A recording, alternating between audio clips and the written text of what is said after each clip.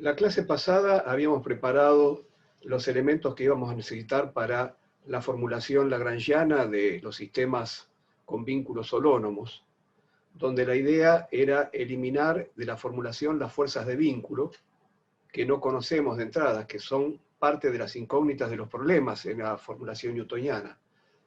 Es decir, en la formulación newtoniana no solo resolvemos, al resolver las ecuaciones diferenciales de movimiento, cómo evolucionan las coordenadas de las partículas en el tiempo, sino que también tenemos que resolver los valores de las fuerzas de vínculos que no se conocen de entrada.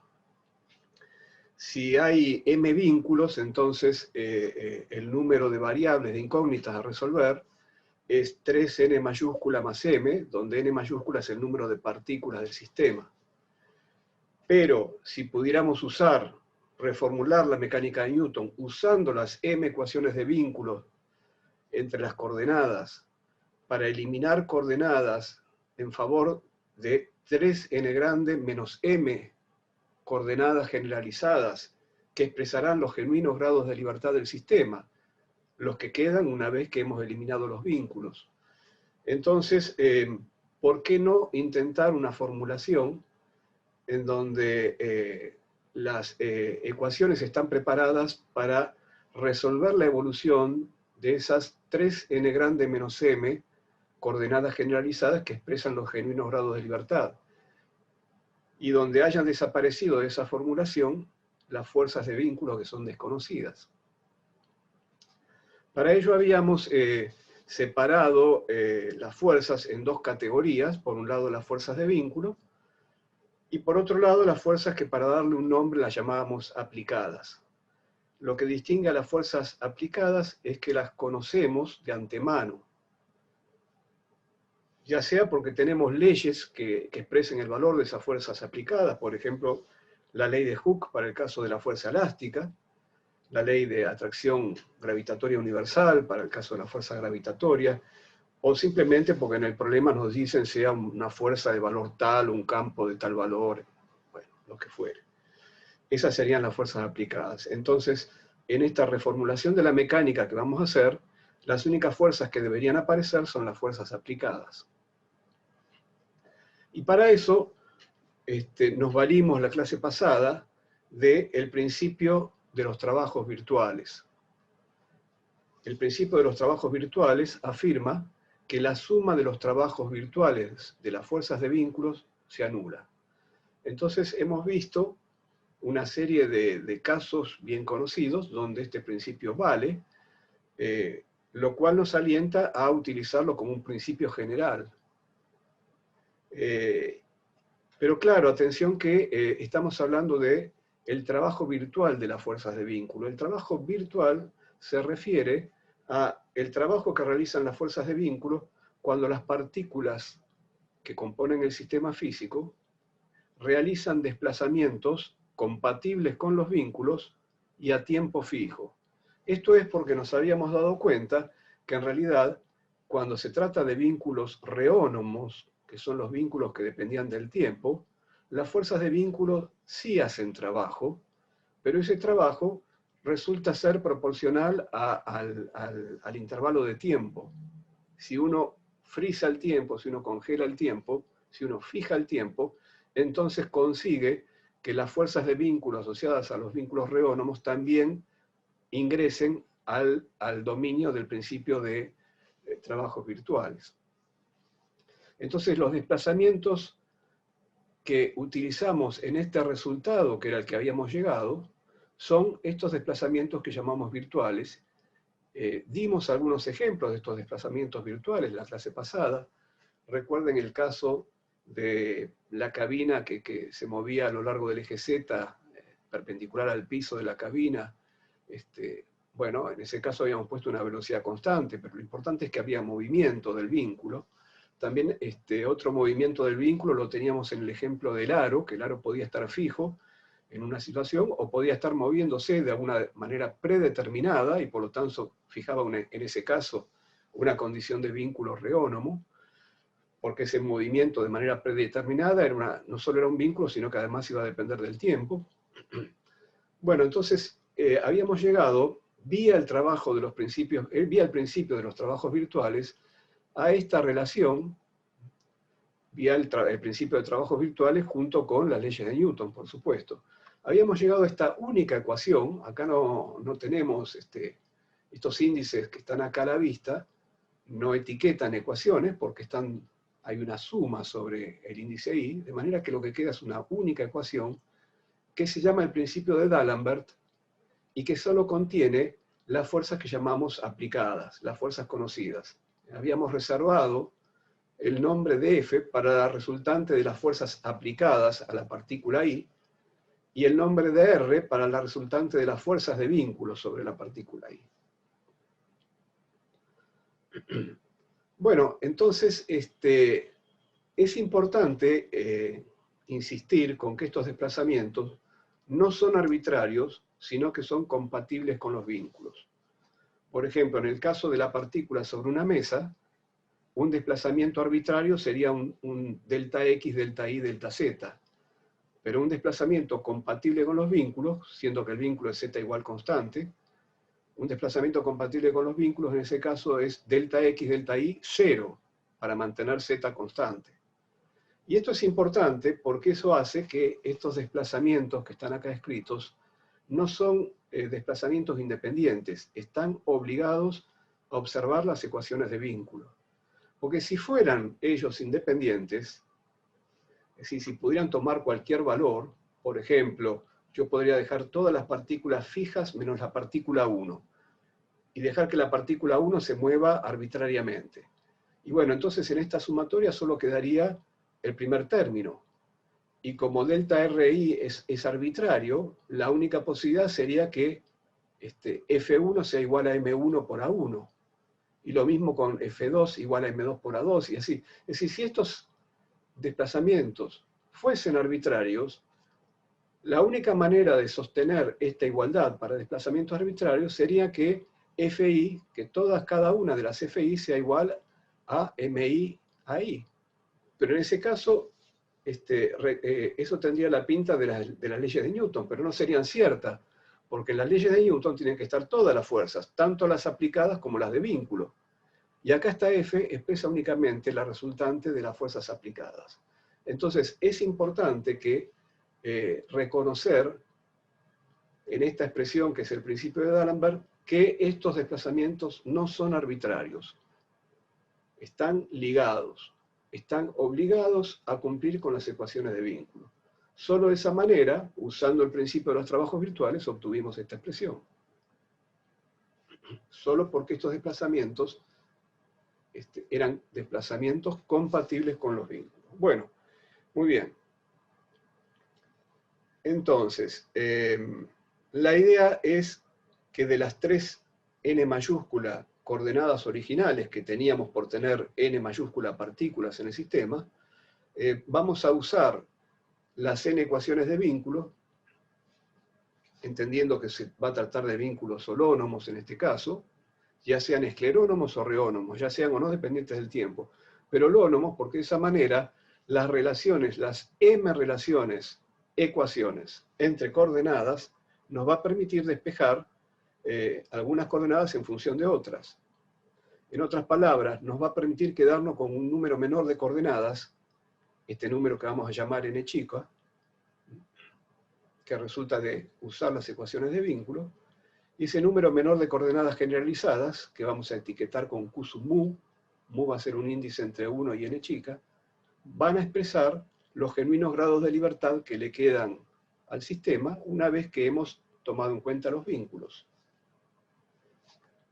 Entonces, estas coordenadas generalizadas Q sub mu expresan esos genuinos grados de libertad y habitualmente las detectamos de entrada. En realidad no pasamos por este proceso salvo que los vínculos sean complicados, en fin, de utilizar las ecuaciones de vínculos para generar estas Q sub mu. Habitualmente los grados de libertad genuinos del sistema están a la vista. Por ejemplo, en el caso de la partícula sobre una mesa, que es el caso más trivial de ecuación de vínculo, evidentemente xy o cualquier par de coordenadas en el plano de la mesa son genuinos grados de libertad y pueden jugar el papel de estas coordenadas Q sub mu. La idea entonces de la formulación lagrangiana para sistemas holónomos es generar n ecuaciones, n minúsculas ecuaciones, que directamente nos digan cómo evolucionan las coordenadas generalizadas Q sub mu. Y en esas ecuaciones no tienen que estar presentes, no van a estar presentes las fuerzas de vínculo, porque vamos a arrancar de este principio de D'Alembert, donde ya las fuerzas de vínculo han sido eliminadas. Entonces, supongamos que ya hemos detectado quiénes son estas n coordenadas generalizadas Q sub mu, que por supuesto no son únicas, ¿no? Como decíamos recién, en la mesa puedo usar las coordenadas cartesianas xy, puedo usar coordenadas polares r tita o las que me gusten, ¿no? No son únicas. Pero una vez que hemos elegido un conjunto de n minúscula coordenadas generalizadas Q sub mu para describir los grados de libertad genuinos, entonces el paso siguiente que vamos a hacer para llegar a la formulación de Lagrange es escribir los n grandes vectores de posición de cada una de las n grandes partículas en función de esas Q sub mu y eventualmente del tiempo, para el caso de que hubiera habido vínculos reónomos. Esto es, estos n vectores posición, que por ejemplo los podríamos escribir directamente en coordenadas cartesianas, como xy, yi, zi, para cada una para la yésima partícula, y así para las n grandes partículas, ¿no? Bueno, cada una de esas coordenadas x, y, z de cada partícula, tendremos que saber escribirlas en función de estas coordenadas generalizadas Q sub mu. Y de esa manera escribir estos n vectores posición en función de esas Q sub mu. Es decir, tenemos que saber despejar las x y z de cada partícula en función de las coordenadas generalizadas que expresan los genuinos grados de libertad. Y en ese despeje, como ese despeje se hace vía las ecuaciones de vínculos, puede aparecer el tiempo explícitamente. Entonces, la presencia acá del tiempo es solamente en el caso en que los vínculos sean reónomos. Vamos a ver ahora cómo calcularíamos los desplazamientos para reemplazar en el principio de D'Alembert estos desplazamientos compatibles con los vínculos. Una vez que escribimos las posiciones de cada partícula en función de las coordenadas Q sub mu, cualquier variación de las coordenadas Q sub mu automáticamente va a generar un desplazamiento compatible con los vínculos, porque ya han sido tenidos en cuenta los vínculos. Si yo en la mesa me quedo con xz, o con xy, o con r tita, bueno, ya esas coordenadas son genuinos grados de libertad, pueden variar libremente. Cualquier variación libre de estas coordenadas me va a generar un desplazamiento de la posición de la partícula compatible con los vínculos. Entonces, este desplazamiento que estoy calculando acá ya es compatible con los vínculos.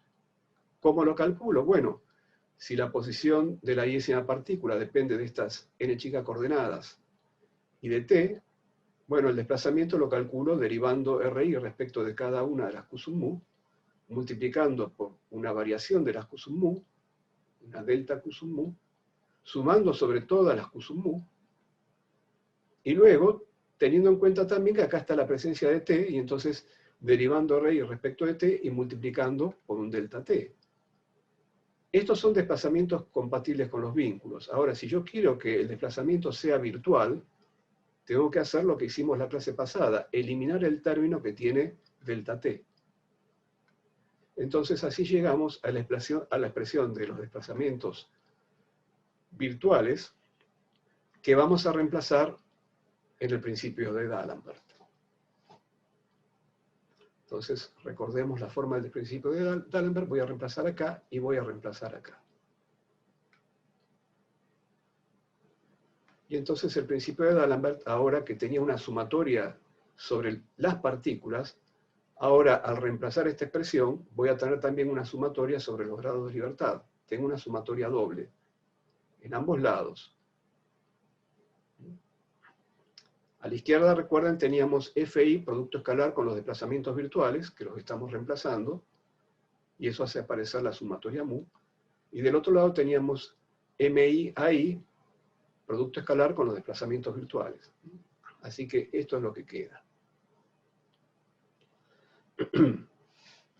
Muy bien, entonces esto es lo que queda después de usar las leyes de Newton de la dinámica, la segunda ley, esencialmente, y el principio de los trabajos virtuales. Ahora vamos a trabajar un poco con esta expresión. En particular, nos vamos a concentrar con el paréntesis del segundo miembro, esto que está acá.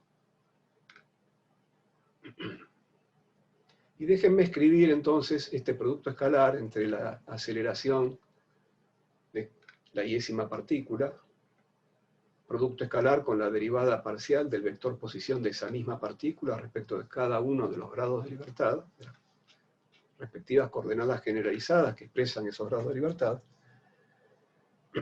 Y entonces déjenme escribir esto, aunque parezca complicado, de la siguiente manera.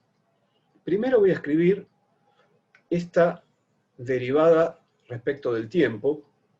Esta es una derivada total, no es una derivada parcial, como escribimos acá. Fíjense que cuando el sistema evolucione, las coordenadas generalizadas van a ir cambiando en el tiempo. Entonces, ¿cuál es la diferencia entre una derivada parcial y una derivada total? Bueno, como ya sabemos, derivar el vector posición respecto del tiempo con derivada total es derivar no solo la dependencia explícita, sino la dependencia implícita en la evolución de estas coordenadas. Es derivarlo a lo largo de la evolución del sistema. Eso es lo que voy a hacer acá, porque esta aceleración que tenemos escrita a la izquierda es precisamente eso, es derivar la velocidad de la partícula I a lo largo de la evolución del sistema. Muy bien, entonces, ¿qué pasa? Si yo escribo este primer término, lo que ocurre es que cuando derive dentro de este producto, voy a tener dos términos. El primer término me va a dar la aceleración por la derivada parcial de RI respecto de Q sub mu. Me va a dar lo que me tiene que dar. Pero claro, me está sobrando un segundo término, que es BI, producto escalar, por la derivada total de la derivada parcial de R respecto de Q sub mu. Eso está sobrando, y como está sobrando, para mantener el resultado de la izquierda, lo tengo que restar. Y es lo que está acá. Entonces vamos a ver qué hacemos con esto, cómo lo podemos transformar favorablemente. Como dijimos recién, la velocidad de cada partícula es la derivada total del vector posición de cada partícula. Esto es, derivo respecto de su dependencia explícita en el tiempo, y luego derivo cada una de las Q sub mu y multiplico por la derivada de cada Q sub mu respecto de t. Estas derivadas de cada Q sub mu respecto de t, que ocurren porque el sistema evoluciona, las vamos a llamar velocidades generalizadas. Entonces tenemos coordenadas generalizadas y velocidades generalizadas. De esta manera, el vector velocidad de cada partícula se puede pensar como una función de las coordenadas generalizadas, las velocidades generalizadas y el tiempo. Las coordenadas y el tiempo aparecen en RI, es decir, aparecen en estas dos derivadas a través de RI. Y la velocidad generalizada aparece solamente acá. Es el único lugar en el que aparece.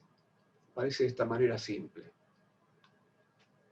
Esto quiere decir que si yo derivo parcialmente la velocidad respecto de cada una de las velocidades generalizadas, respecto de cada una de las Q punto mu, como el único lugar donde está este Q punto mu es dentro de esta sumatoria y aparece linealmente en alguno de sus términos, fíjense que yo esta sumatoria la etiqueté con el índice griego nu a propósito.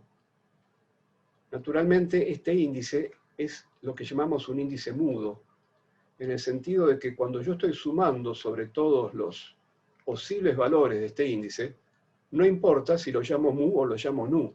Lo único que estoy manifestando acá es que tengo que sumar sobre todas las coordenadas generalizadas, las n chica coordenadas generalizadas. ¿Con qué etiqueta las designo? No importa, si la llamo mu, la llamo nu, la llamo lambda, rho. Es un índice mudo. El resultado de la sumatoria claramente no depende de qué nombre decidí ponerle a este índice. Ahora, como lo que yo pretendo en este momento es derivar la velocidad de cada partícula respecto de Q punto mu, y este resultado sí va a depender de mu, acá no hay ninguna sumatoria, entonces tengo que pensar que mi q.mu, si quieren fijemos el valor de mu en 1 para poner algo, ¿dónde está q.1? Y está solamente en el primer término de esta sumatoria. ¿Dónde está q.2? Y solamente en el segundo término. Es decir, cuando yo derive respecto de q.mu, voy a tener que buscar el muésimo término de la sumatoria, y es ahí donde voy a encontrar q.mu. Y lo voy a encontrar acompañado de la derivada parcial de RI respecto de qmu. No de cualquier qnu, solamente de qmu, porque en ese término solamente aparece q.mu, qmu. Por lo tanto, el resultado es, al derivar parcialmente respecto de q.mu, el resultado es el factor que acompaña a q.mu, que es la derivada del vector posición de la i-ª partícula respecto de qmu. Entonces queda esta relación sencilla. Fíjense, derivar parcialmente la velocidad de una partícula respecto de una velocidad generalizada es lo mismo que derivar la posición de la partícula, derivar parcialmente, respecto de la correspondiente coordenada generalizada. Este resultado que tenemos acá, lo voy a usar dentro de un rato, lo voy a usar para reemplazar acá.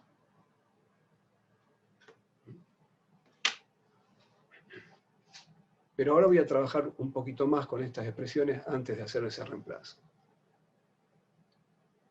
Volviendo a lo que estábamos diciendo hace un rato, si ustedes quieren, pueden hacer lo siguiente. Pueden decir, bueno, si yo quiero derivar la velocidad respecto de q.mu, hacer la derivada parcial, yo digo, bueno, en este primer término no encuentro ningún q.mu, lo encuentro en la sumatoria, entonces meto la derivada parcial dentro de la sumatoria.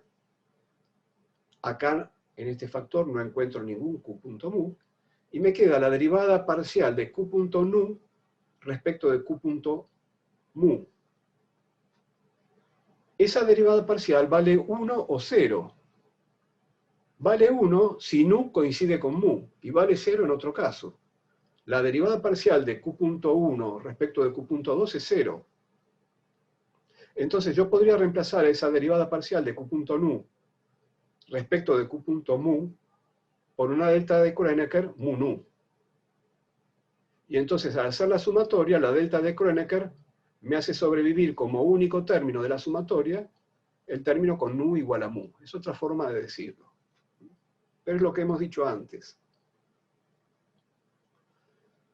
Entonces, eso por un lado, esto que hemos dicho, perdón, puse mal acá,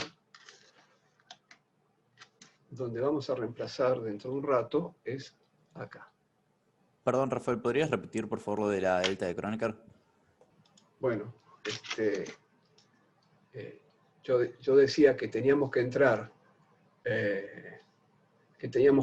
con la derivada parcial, queríamos calcular esto, entonces teníamos que derivar acá parcialmente respecto de q.mu. Y el único lugar donde está q.mu es dentro de la sumatoria. En alguno de los términos, para cada mu, habrá que buscar el muésimo término, y en ese término vamos a encontrar a q.mu. Entonces yo dije, una forma de hacer esto es,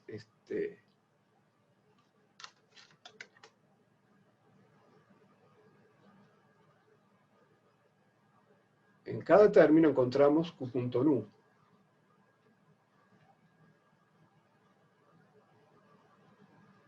Entonces esto da 1 o 0. Si nu y mu son iguales, si yo derivo q.1 respecto de q.1 me da 1. Pero si no me da 0 en otro caso. Entonces esto es la delta de Kronecker mu nu.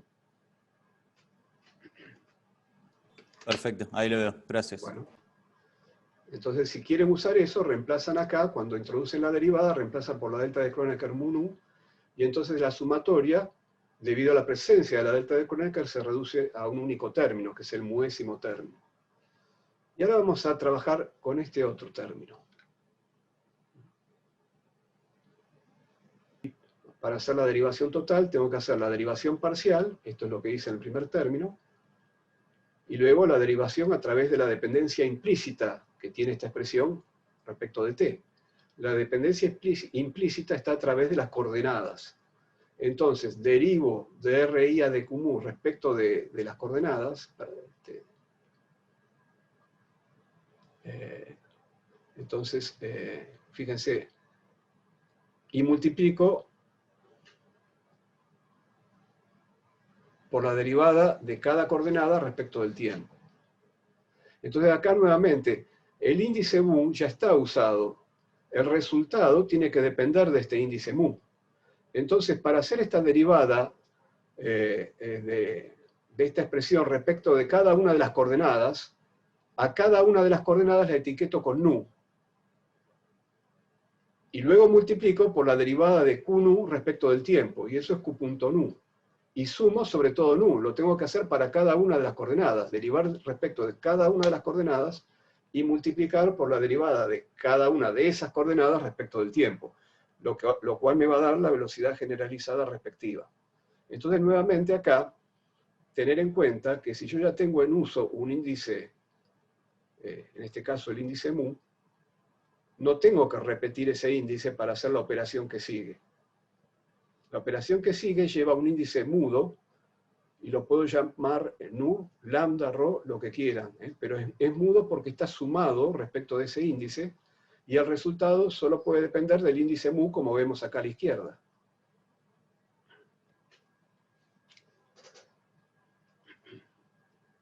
Bueno, entonces, ¿a dónde me llevó esto que está acá? Fíjense, lo puedo reescribir de esta manera.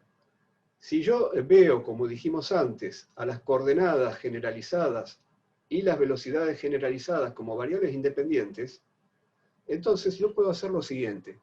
Puedo decir, bueno, en este primer término hay una derivada parcial respecto de QMU. Y en cada término de la sumatoria hay una derivada parcial respecto de QMU. Claro, viene de acá. Entonces, puedo sacar esa derivada parcial afuera, porque las derivadas parciales conmutan. Efectivamente, si yo ahora reingreso esta derivada parcial dentro de paréntesis, recupero este primer término, con el orden invertido, pero no importa, porque las derivadas parciales conmutan, y después cuando voy al segundo término, ¿dónde me encuentro QMU? Solamente acá, entonces derivo solamente acá. Q punto es una velocidad generalizada, es una variable independiente. Y entonces, ¿qué es lo que obtuve? Bueno, esto que quedó dentro del paréntesis no es ni más ni menos que la propia velocidad de la partícula I, es lo que está escrito acá arriba. Entonces este resultado es que la derivada total respecto del tiempo de la derivada parcial de la posición respecto de QMU es igual a la derivada parcial respecto de QMU de la velocidad. Y este otro resultado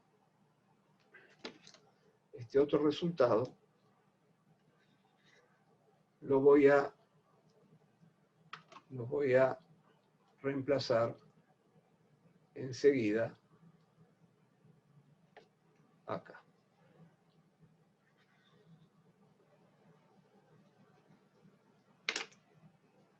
Esa derivada total desde R a dQ lo voy a reemplazar por este resultado. Entonces, bueno, haciendo esos dos reemplazos, ¿qué es lo que va a quedar? Va a quedar que esta expresión, que venía del principio de D'Alembert y que queríamos retrabajarla, esta expresión, vía estos dos reemplazos, se escribe así. Acá está hecho el primer reemplazo, y acá está hecho el segundo reemplazo, el que vemos acá. Bueno, ¿qué hemos ganado? Fíjense, estos dos términos se pueden escribir con una expresión que ya no contiene ningún vector, contiene simplemente el módulo al cuadrado del vector BI, porque el módulo al cuadrado del vector BI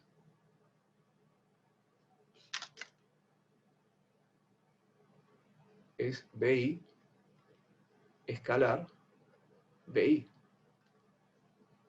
¿No? Entonces, si yo tomo esta derivada parcial de BI escalar BI, me da dos veces BI escalar la derivada parcial de BI, que es lo que está acá. Y el 2 lo cancelo con este 1/2. Lo mismo hago con el otro término. Bueno, perfecto. Entonces, esto está bien. Y lo reemplazo. Pero entonces, ¿qué va a ocurrir? 1/2 de BI cuadrado reemplazado acá, multiplicado por la masa I. 1/2 de MI BI cuadrado. Eso es la energía cinética de la partícula I. Sumado sobre todas las partículas. Es la energía cinética total del sistema. Entonces, esta primera sumatoria me lleva, por lo menos del lado de la derecha, a la energía cinética total del sistema derivada de una cierta manera, que es lo que vimos recién. Y todavía va a sobrevivir esta sumatoria mu. Entonces, la expresión que estaba del lado de la derecha, sumado sobre las partículas, con I igual desde 1 hasta n, me da entonces, de acuerdo a lo que habíamos obtenido acá, la derivada a lo largo de la evolución del sistema de la energía cinética del sistema derivada respecto de Q punto mu, esta derivación que está acá, menos la derivada de la energía cinética total del sistema respecto de Q mu. Del otro lado de la expresión del principio de D'Alembert estaba esto, así que vamos a trabajar un poquito con esto, o vamos a darle un nombre a esto, en realidad, por ahora. Vamos a trabajarlo un poco más después, pero vamos a hacer, fíjense bien esta expresión, la forma que tiene. Y entonces, a la sumatoria sobre todas las partículas de Fi, que era la resultante de las fuerzas aplicadas, producto escalar, la derivada parcial de la posición de cada partícula respecto de Qmu, le vamos a dar un nombre. Lo vamos a llamar la fuerza generalizada. Fíjense que la fuerza generalizada está etiquetada por un índice que alude a los grados de libertad del sistema, que alude a las coordenadas generalizadas que representan esos grados de libertad genuinos del sistema. El índice de partícula ya ha sido absorbido en esta sumatoria. Es un índice mudo en la definición de la fuerza generalizada. Entonces, si reemplazamos esta definición de fuerza generalizada, acá nos va a quedar una sumatoria sobre mu de Qmu delta Q chica mu. Y entonces podemos, las dos sumatorias sobre mu, la que teníamos en la expresión de la derecha y en la expresión de la izquierda, las podemos pasar todas a la izquierda, sacar el delta Qmu de factor común, porque el delta Q chica mu acompañaba tanto a la fuerza generalizada como a la expresión con la energía cinética, y entonces llegamos a esta expresión, que es nuevamente el principio de D'Alembert, pero retrabajado.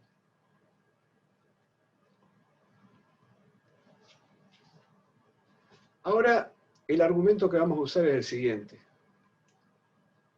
Ya lo hemos mencionado. Los desplazamientos de las posiciones de las partículas estaban sujetos a los vínculos, eran desplazamientos compatibles con los vínculos, no eran independientes. Pero una vez que escribimos esos desplazamientos en términos de desplazamientos de estas coordenadas generalizadas Q sub mu, que sí expresan los genuinos grados de libertad del sistema, estos desplazamientos delta Q sub mu sí son independientes. Y entonces me voy a valer del siguiente argumento. Si esta sumatoria, donde en cada término de la sumatoria aparece una cantidad que es independiente, que la puedo elegir como me guste, que tiene valores arbitrarios, que puedo elegir, por ejemplo, a todos iguales a 0 menos a 1.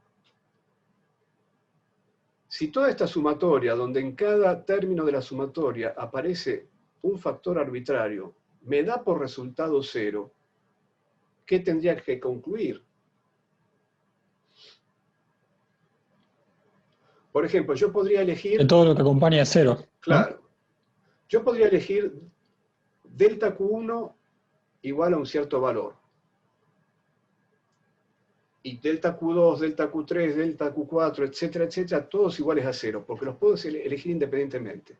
Entonces me quedaría en esta sumatoria solamente el primer término, que corresponde a delta Q1. Me quedaría que este paréntesis calculado con la derivada parcial respecto de Q.1 y de Q1 menos la fuerza generalizada 1, multiplicado por delta Q1, y nada más es ese único término, es igual a 0. Bueno, si delta Q1 no es igual a 0, porque lo puedo elegir independientemente y lo elijo distinto de 0, la conclusión es que este paréntesis vale 0 cuando mu vale 1. Pero entonces repito el procedimiento para mu igual a 2. Y entonces la conclusión es que este paréntesis vale 0 cuando mu es igual a 2, etcétera, etcétera. Es decir, lo que he logrado a través de esta expresión es encontrar n chica ecuaciones diferenciales para cada uno de los grados de libertad. Es decir, tengo tantas ecuaciones diferenciales como grados de libertad tiene el sistema. Y por lo tanto, podría resolver a partir de este conjunto de n chica ecuaciones diferenciales, que como anticipamos, son un número menor que los 3n grande más m que hubiera debido resolver con la formulación newtoniana. Es decir, tengo acá tantas ecuaciones diferenciales como grados de libertad genuinos tiene el sistema. Y son ecuaciones diferenciales donde no aparecen las fuerzas de vínculo. Más aún, no solo no aparecen las fuerzas de vínculo, estas ecuaciones diferenciales ya no contienen vectores.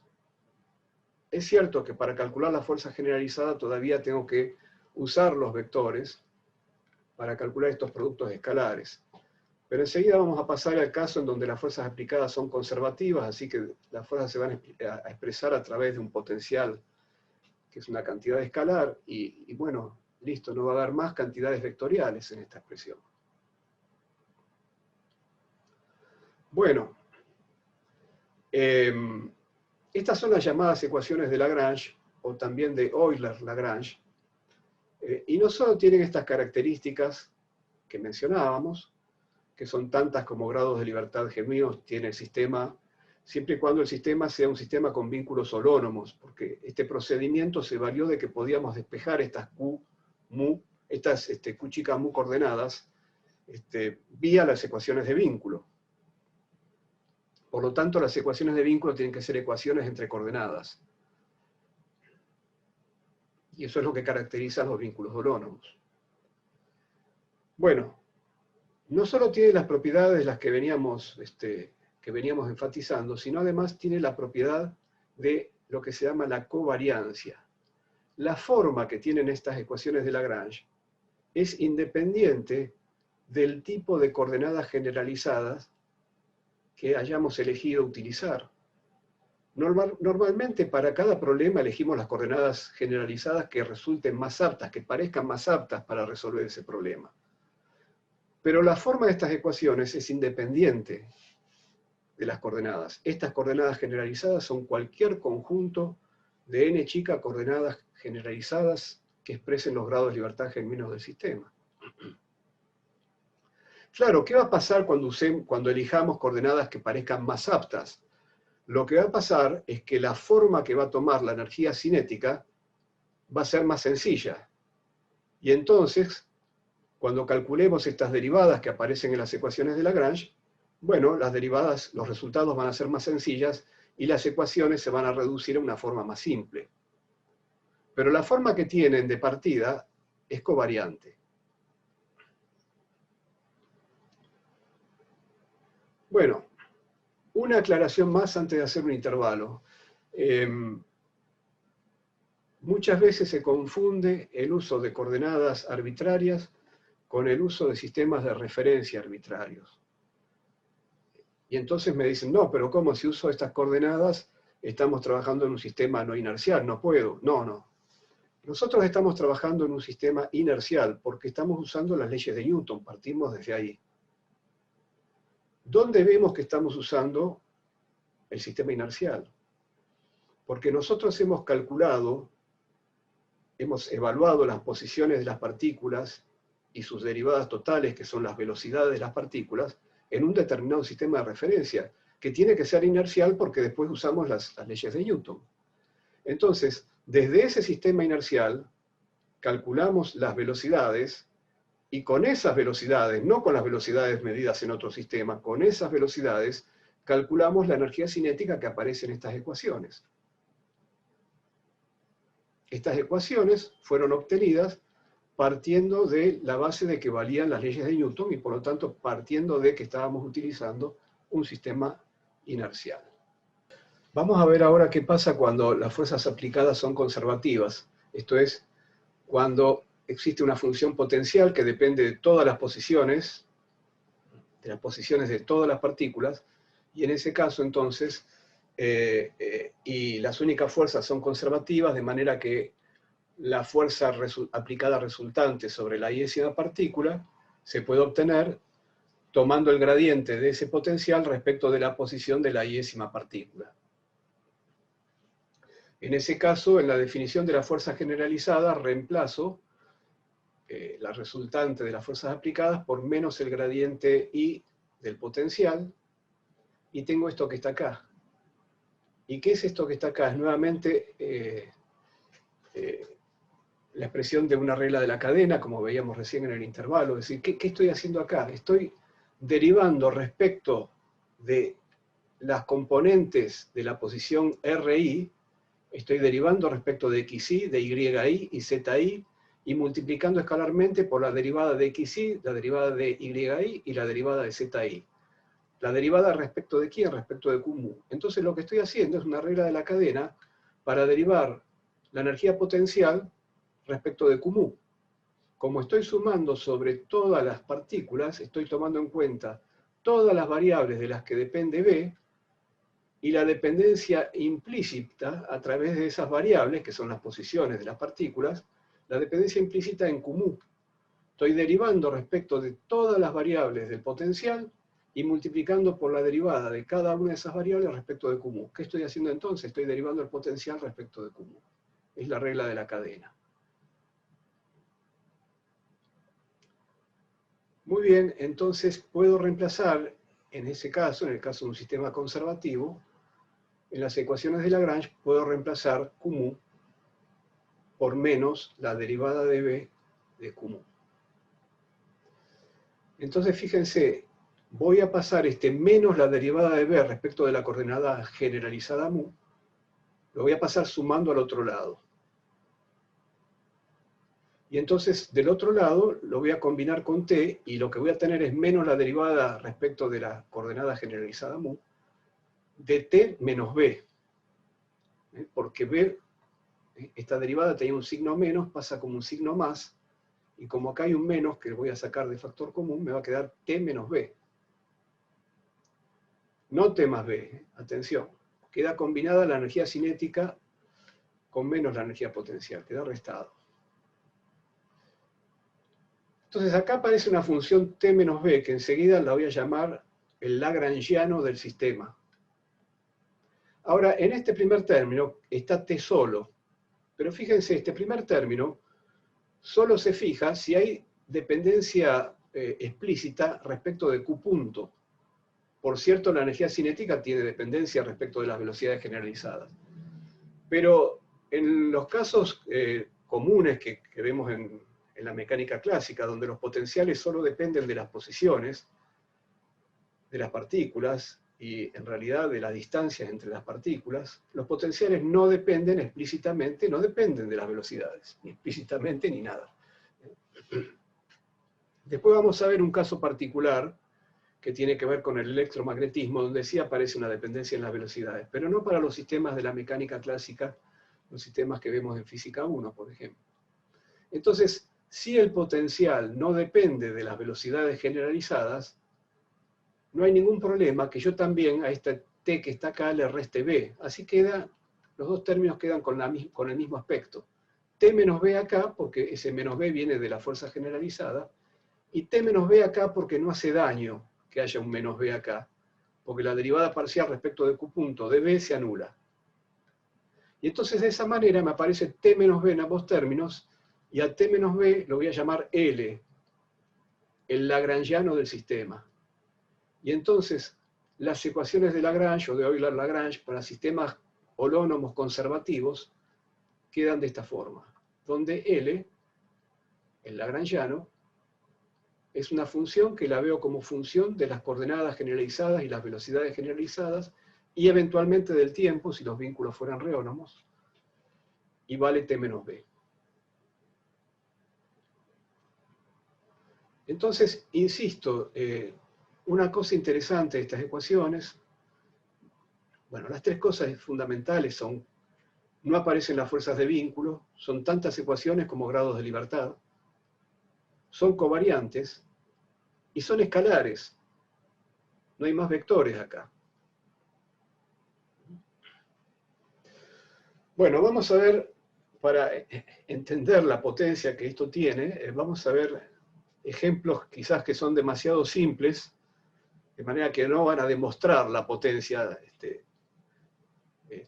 cabalmente, pero sí nos van a enseñar a trabajar con estas ecuaciones. El primer ejemplo es el ejemplo de un péndulo simple. Un péndulo simple oscilando en un plano. Ya hemos mencionado que en la mecánica de Newton, el péndulo simple habitualmente lo resolvemos haciendo la descomposición tangencial normal o tangencial centrípeta. Porque haciendo esa descomposición en el balance de fuerzas, la tensión, que es la fuerza de vínculo, que es la fuerza desconocida, queda en la componente centrípeta, y en la componente tangencial solo aparece una componente del peso, y entonces, bueno, en la parte tangencial de las ecuaciones de movimiento ya encontramos de por sí la dinámica del grado de libertad de este sistema, que es el ángulo θ. De manera que el desacople, eliminar las fuerzas de vínculo están en la formulación, pero quedan eliminadas de esa manera, porque este caso es suficientemente sencillo. Es decir, si yo quisiera calcular la tensión de la soga, lo puedo calcular usando la parte centrípeta de la ecuación, pero no es necesaria.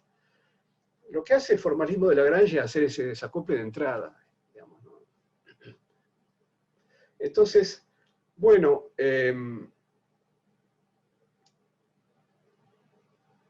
es claro que el péndulo simple tiene un único grado de libertad, y que ese grado de libertad lo expresa correctamente el ángulo θ que se forma entre la vertical y el hilo.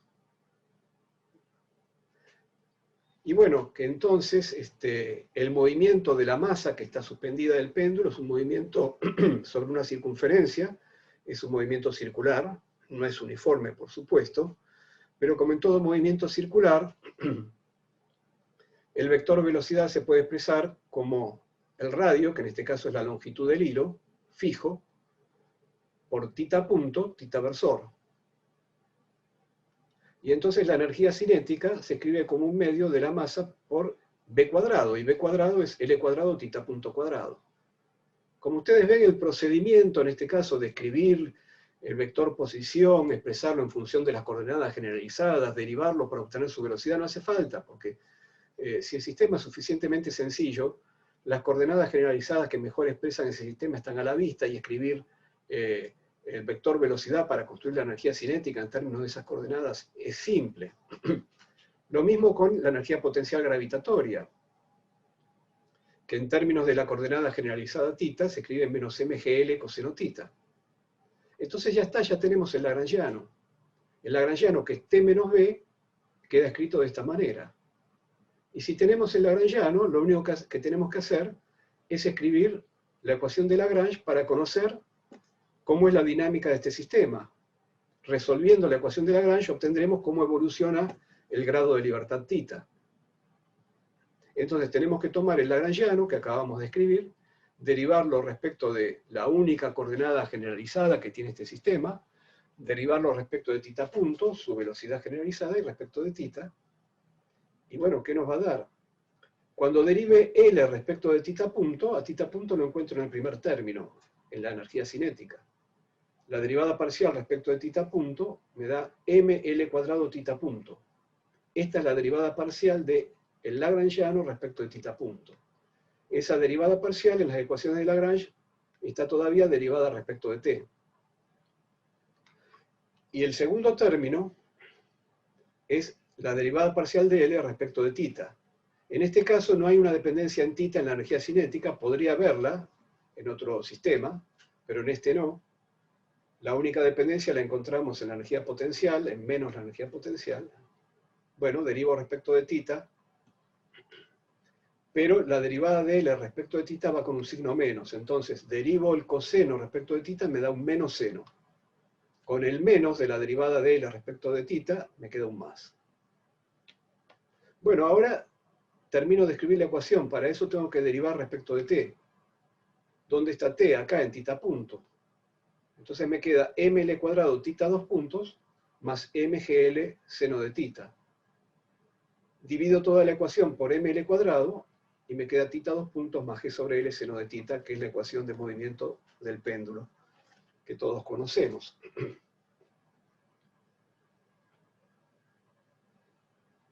Bien, en este mismo ejemplo vamos a mostrar un aspecto que tiene la fuerza generalizada. En este problema, por ser conservativo, no es necesario calcular la fuerza generalizada. Directamente, la fuerza generalizada quedó incluida dentro del potencial. La hemos reemplazado por la información que tenemos de la existencia de un potencial. Pero vamos a calcular de todos modos, recurriendo a la definición de fuerza generalizada, cuánto vale en este caso. La fuerza generalizada estaba etiquetada por un índice mu, es decir, hay tantas fuerzas generalizadas como grados de libertad, y en este caso hay una sola fuerza generalizada entonces, que es un escalar. Es un escalar, es el producto escalar de la fuerza resultante aplicada, producto escalar con la derivada del vector posición respecto del grado de libertad. La única fuerza aplicada que hay acá es el peso, porque la otra fuerza, que es la tensión de la soga, es una fuerza de vínculo. Entonces queda el peso, producto escalar, de R de θ. El peso tiene dirección, digamos que ponemos un eje X y un eje Y en el plano del movimiento, y que el eje Y es el eje vertical, y que apunta hacia arriba. Entonces el vector peso lo escribo como menos mg, J versor. Bueno, para calcular la fuerza generalizada, como dijimos, sí, tengo que valerme de estos vectores y hacer el producto escalar. Ahí no le puedo escapar a los vectores. Pero bueno, escribamos el vector R en coordenadas polares.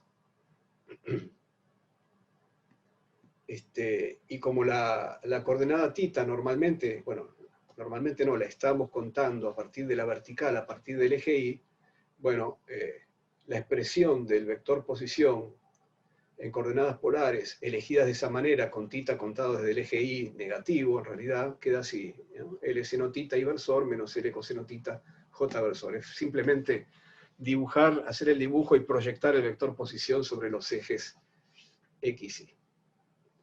Bueno, derivo respecto de θ. De esta derivada respecto de θ, la única que me interesa es la componente en J versor, porque tengo que hacer este producto escalar. La derivada de esa componente es la derivada de coseno de θ, que me da un menos seno de θ, el menos se cancela con este menos, me queda más L seno θ J versor. Lo reemplazo acá, y la fuerza generalizada me queda menos mg L seno θ. Que de paso podemos verificar que efectivamente, si a esto le tomo la derivada respecto de θ, cambia, perdón, digo mal. Si comparo con esto que está acá, la fuerza generalizada me tendría que dar, como este problema es conservativo, me tendría que dar igual a menos de BA de θ. Y efectivamente, lo que me dio la fuerza generalizada corresponde a menos la derivada del potencial respecto de θ, por cierto, no podía ser de otra manera. Lo que quería decir en realidad no era eso, es decir, esto es nada más que un chequeo de que las cosas están bien, si no tendría que revisar la cuenta a ver si cometimos algún error. Lo que quería enfatizar es que la fuerza generalizada, lo que llamamos fuerza generalizada, no siempre tiene el carácter de una fuerza. En este problema la fuerza es el peso, pero lo que está acá no es la fuerza peso, sino que es en realidad el torque del peso. Porque L seno θ es el brazo de palanca respecto de el punto de suspensión del péndulo. Efectivamente es la distancia entre el peso y la vertical que pasa por el punto de suspensión del péndulo. Es el brazo de palanca.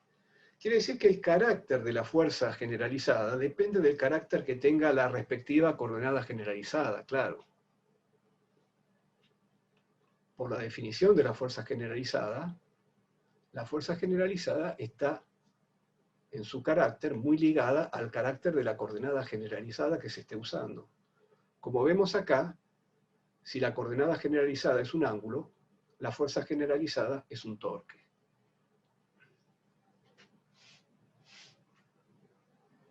Bien. Vamos a hacer un segundo ejemplo, aprovechando también un caso que vimos la clase pasada como ejemplo de vínculo reónomo. Lo que teníamos la clase pasada, no sé si lo recordarán, pero era un aro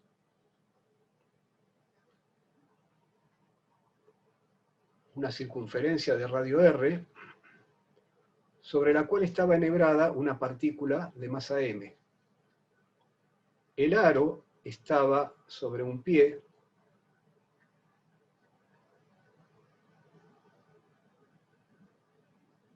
sobre un soporte y rotaba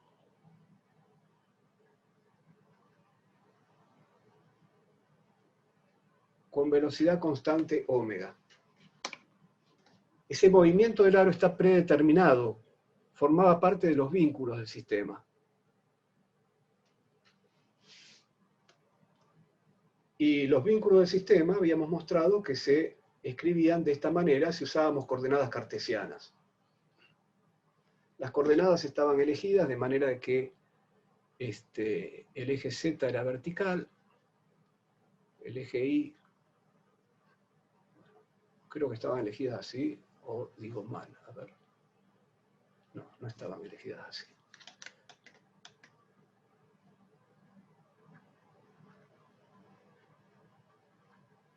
Estaban elegidas así. El eje Y entra en la hoja. Pero no importa, digamos, eso solamente para hacer la figura, pero bueno, el análisis es este. Tenemos este par de ecuaciones de vínculo, y entonces, bueno, acá yo puse el origen de coordenadas, en realidad el origen de coordenadas está en el centro del aro, yo para no ensuciar la figura, pero esto está calculado con origen en el centro del aro. Estas coordenadas X, Z, Y están medidas desde el centro del aro. Entonces tenemos este par de ecuaciones de vínculo. ¿Qué significa esto? Significa que si yo escribo el vector posición de esta única partícula, X no es cualquier cosa. X está obligado a tener esta forma. Si a Z lo elijo como en función de un ángulo θ que voy a medir desde el eje vertical y hasta la partícula, que sería la coordenada que parece la más apropiada para describir la dinámica de esta partícula. Entonces Z queda igual a R coseno θ. Entonces θ va a ser la coordenada generalizada y voy a escribir el vector posición en función de esa coordenada generalizada. Entonces, si reemplazo acá Z como R coseno θ, me queda R cuadrado, sale afuera R cuadrado de factor común. Al salir fuera de la raíz sale como R, y me queda 1 menos coseno cuadrado. Me queda el seno cuadrado, que con la raíz me da el seno de θ. Y además está el coseno de omega t, que me está informando que el aro está girando a velocidad angular constante. Lo mismo hago con los otros dos términos. Reemplazo I usando esto, y el Z lo reemplazo directamente por R coseno θ.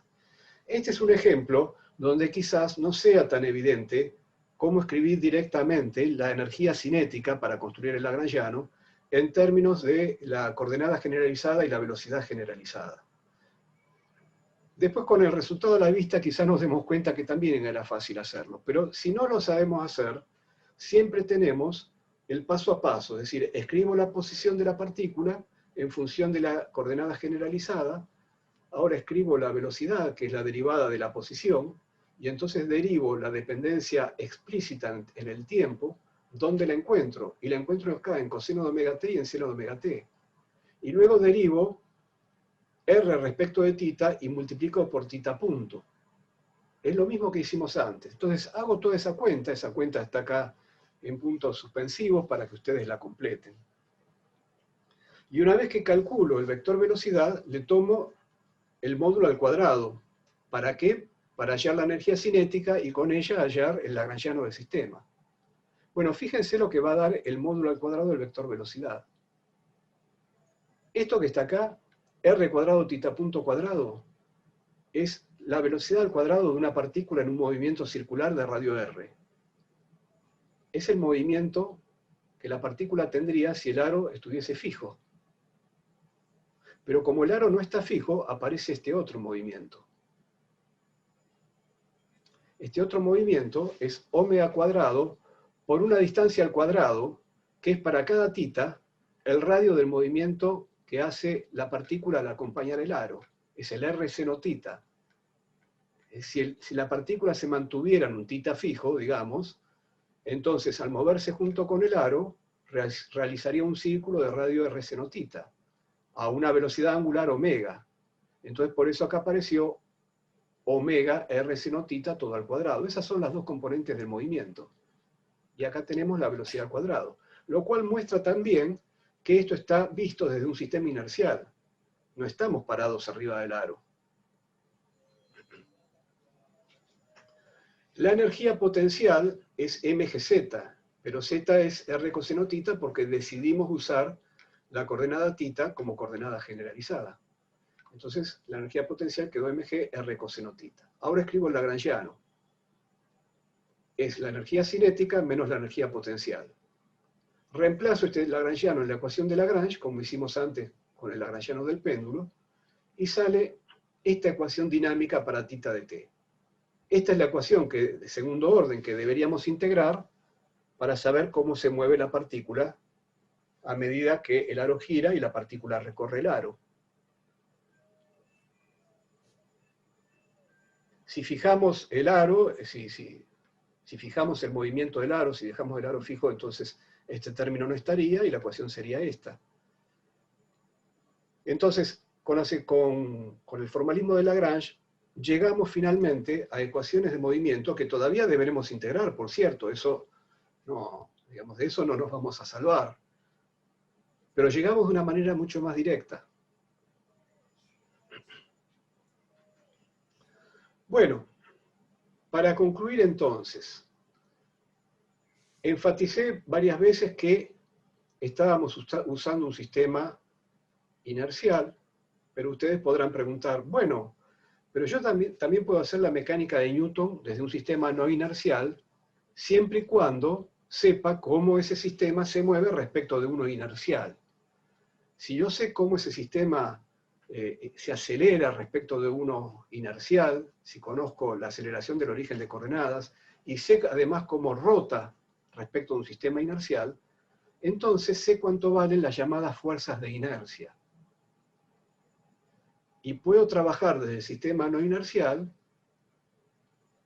agregando a las fuerzas aplicadas, a todas las fuerzas, digamos, estamos todavía pensando en Newton, a todas las fuerzas, a la fuerza resultante, agregando estas fuerzas ficticias que no son fuerzas de interacción y que llamamos fuerzas de inercia. ¿No podemos acaso hacer lo mismo en la formulación lagrangiana? Bueno, sí, también podemos. Entonces, ¿qué va a ocurrir?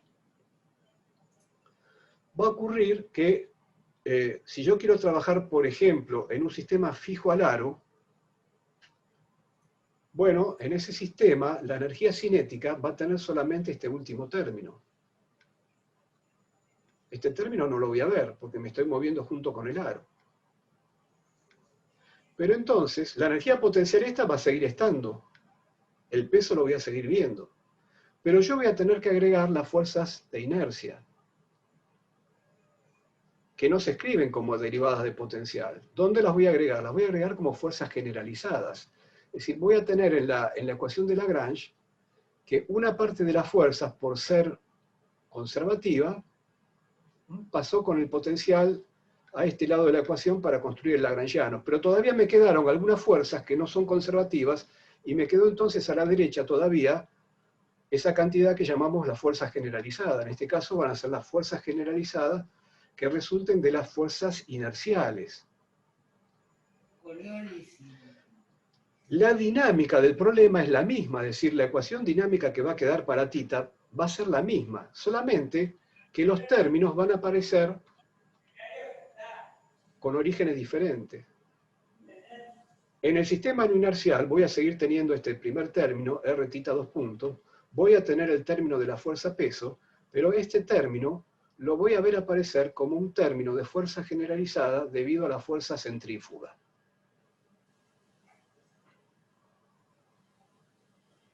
Yo les dejo para ustedes que analicen que el término de fuerza de Coriolis, que también va a estar, porque la partícula se mueve sobre el aro, y si se mueve sobre el aro hay una B' en el sistema fijo al aro, les dejo a ustedes que demuestren que la fuerza de Coriolis no va a contribuir a la fuerza generalizada.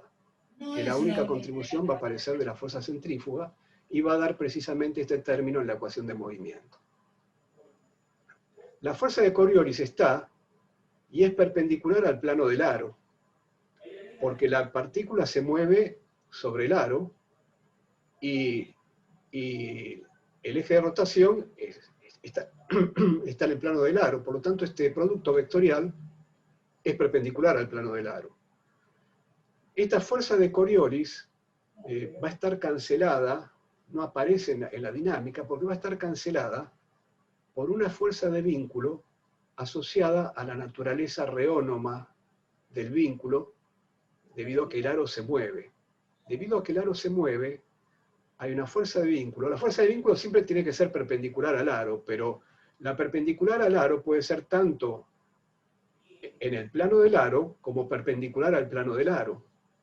Y este movimiento a velocidad constante va a hacer que aparezca una fuerza de vínculo perpendicular al plano del aro que se va a cancelar con la fuerza de Coriolis. Así que yo les dejo esa parte del problema, que lo tendrían que resolver newtonianamente, claro. Pero bueno, acá tenemos una fuerza de Coriolis, y si la fuerza de Coriolis no aparece en el movimiento es porque está cancelada. ¿Y está cancelada con qué? Con una fuerza de vínculo, de la cual el formalismo lagrangiano se desentiende. Pero si se desentiende de la fuerza de vínculo, se tiene que desentender también de la fuerza de Coriolis que cancela esa fuerza de vínculo. Y en efecto es así porque esa fuerza de Coriolis no va a contribuir, como decíamos, a la fuerza generalizada Q.